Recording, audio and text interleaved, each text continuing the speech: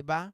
Ganun lang 'yon mga ka-GP Natics. Kaya nga ito yung sobrang hinangaan ko nung narinig ko po ang isang pageant mga kababayan sa Palawan, eh sobra po talaga akong nabilib, sobra po talaga akong natuwa. Nasabi ko nga, ang mga edukado na tao, lalong-lalo na ang mga kabataan ay hindi po kakampi sa mga Duterte. Pero yung mga walang alam at yung talagang mga patapon, walang kwenta, ay masasabing magaling si Duterte, magaling si Sara ang kanilang susunod na presidente. Pero mga kababayan, makikita po natin, 'di ba? Ito ang katotohanan, Senator Bato ha. Hindi AI 'to. Ito ay hindi base sa haka-haka, ito ay hindi base sa halusinasyon. Ito po ay pawang totoo, katotohanan at walang pag-iimbot at ito po ay hindi scripted na nangyari mga kababayan. Hindi rin to gawang AI. So panoorin nyo ang isang beauty contestant sa Palawan na bumasag po kay Sara Duterte hinggil po sa issue ng impeachment trial mga ka-GP Natics.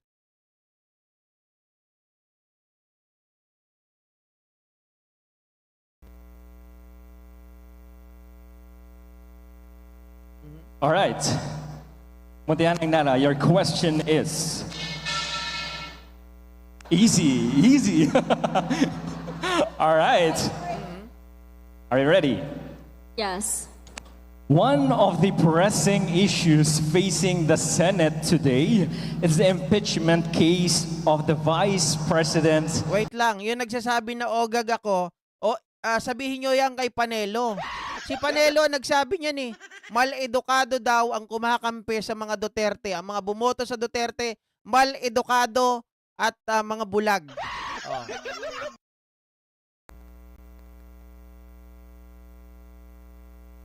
All right. Muntianang Nara, your question is easy. All right. Are you ready? Yes. One of the pressing issues facing the Senate today is the impeachment case of the Vice President of the Philippines. Some believe that the Senate should prioritize more urgent legislative matters, while others argue that the impeachment trial must proceed, as it is constitutionally mandated. What is your stand on this issue? Should the Senate focus on its legislative function, or should it still proceed with the impeachment trial, and why? Would you like me to repeat the question for you? Yes, please. All right. One of the pressing issues facing the is the impeachment case of the Vice President of the Philippines. Some believe that the Senate should prioritize more urgent legislative matters, while others argue that the impeachment trial must proceed, as it is constitutionally mandated. What is your stand on this issue? Should the Senate focus on its legislative function, or should it still proceed with the impeachment trial, and why? Thank you for that question. It is really a critical question, but I do believe that as citizens and as a citizen of the Philippines, I do believe that we should focus more on the legislative matter. But because this is democracy thrives when people takes its part. And I do believe that when we focus more on what truly matters, on what's going on in our world, rather than the impeachment, we should first focus on what should we do. What does really matter? What is really the issue here in the Philippines? And aside from that, of course, we should balance how we should solve that problem in our government, because our government should have the integrity.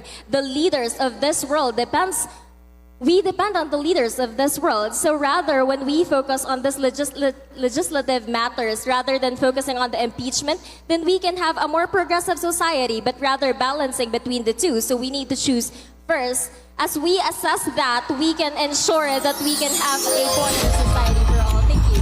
Thank you. Napakaganda, napakagaling ng sagot mo. 'Di ba?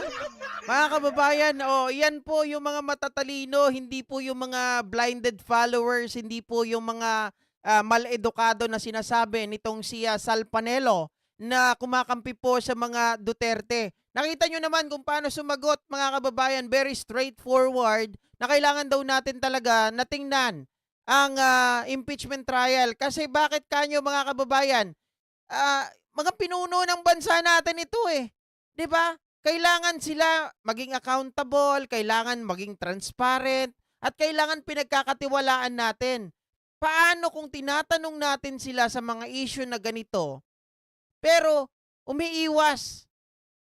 'Di ba? Sa una pa lang pinapahinto. Paano pa natin sila paniniwalaan?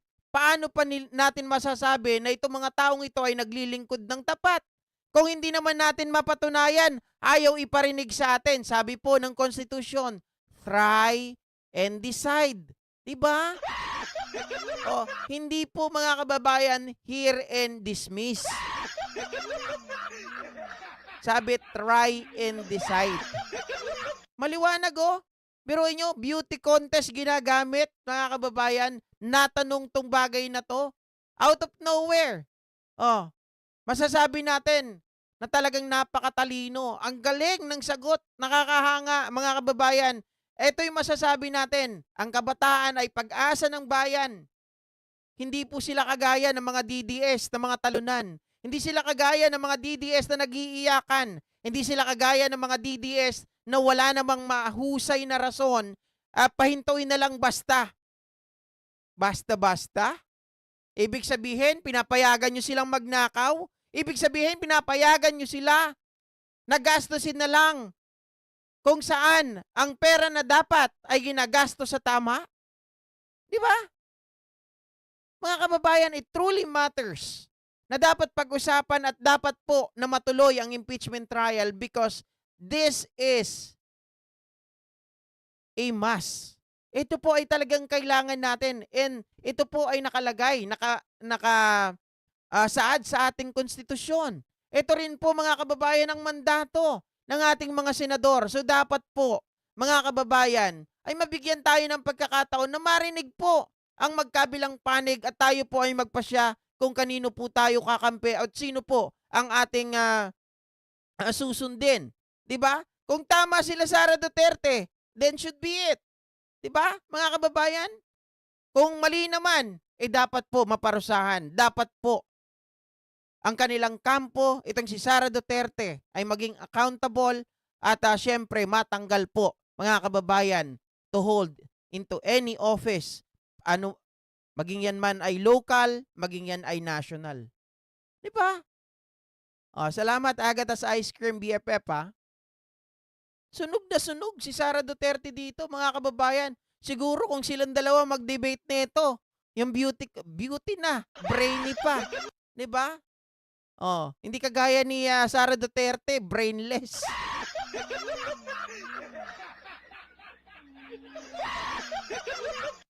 Grabe, mga kababayan, yung balahibo ko nag-aang at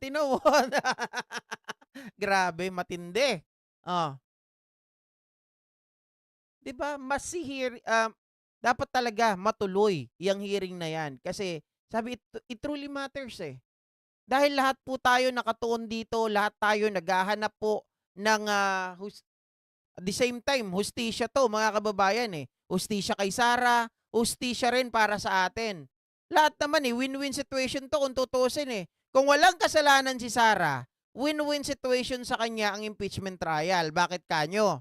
Mga kababayan, she can prove them wrong na mali yung mga bintang sa kanya. 'Di ba?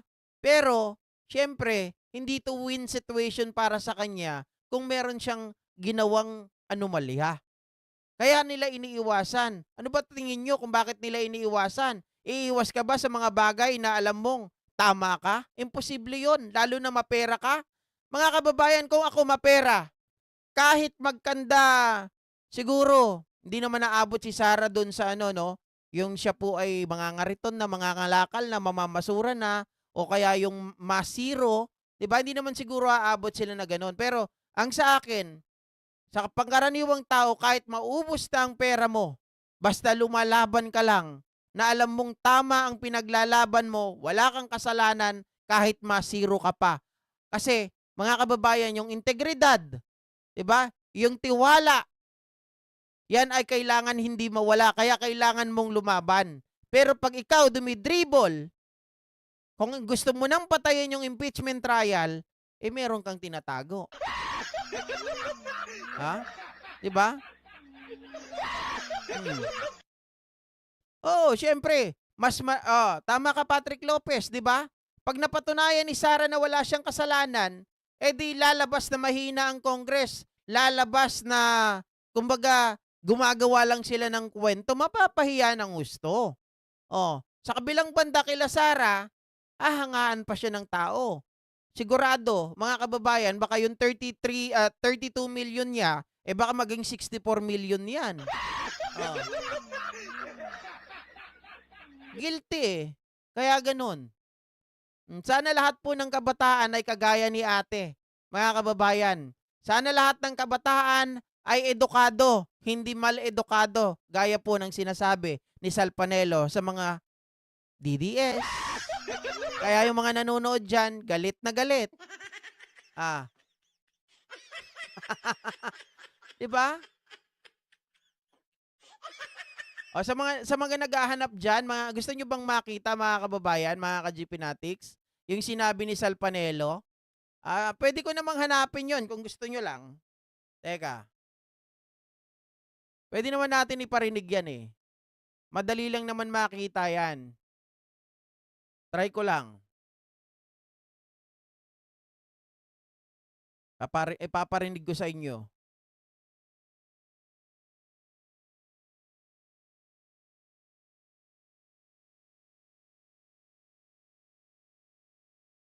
Aha. Panelo, nawala na si Panelo.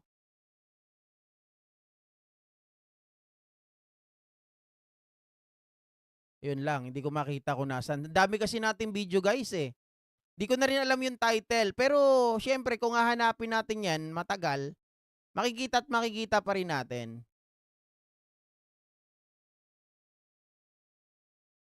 Subukan ko lang makita. Anuhan ko lang. Mabilisan lang to.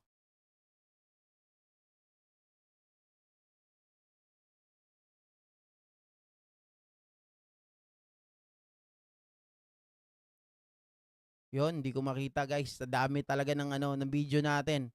Hindi natin mahanap. Pero try ko mamaya pag tayo po ay naka-out live, ay titingnan ko kung nasaan banda yung sinasabi ni Sal Panelo, mamal-edukado po yung mga bumoto kay Digong Duterte at sila po ay talaga mga blind followers. 'Di ba? Kahit ma-quit si Lustay, ang mahalaga matuloy ang impeachment para maliwanagan ng mga bobo na sumusuporta sa kanila. Ako din, mga kababayan, yun lang din ang hangad ko eh.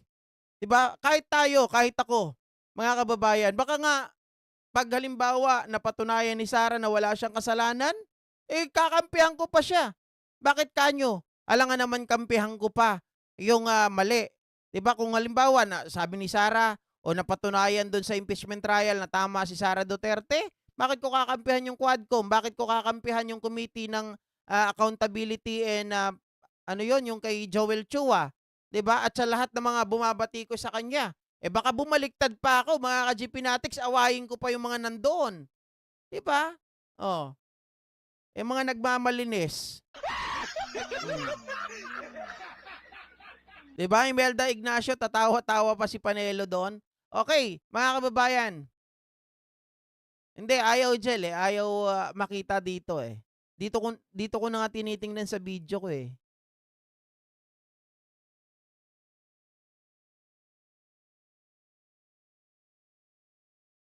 Teka konti.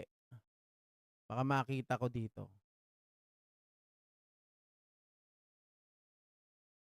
Talagang gusto nyo talaga marinig Wala na, umalis na yung mga DDS eh. Wala na, naiinis na sila.